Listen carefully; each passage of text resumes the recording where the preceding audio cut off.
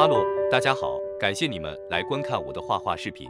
这次画很简单，简单的透明花叶，叠加的层次不会太多，因为要在叶子做渲染效果，使用了渲染的加色技巧，绝对会让不明白渲染的同学了解很多，一定要看到最后哦。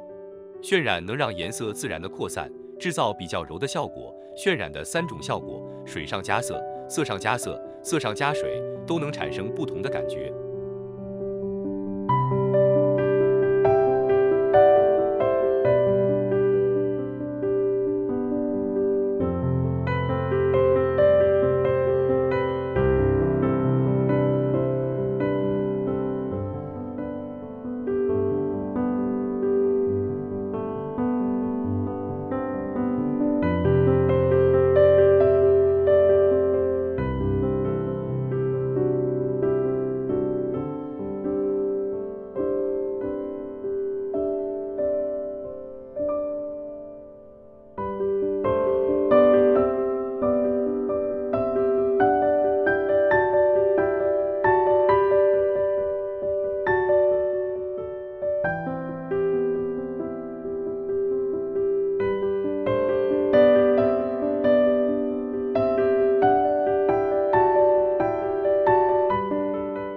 使用了一个牙签自制了压纸笔，压出叶子上的叶脉。大家可以试试不同的材料制作哦，效果会有不同。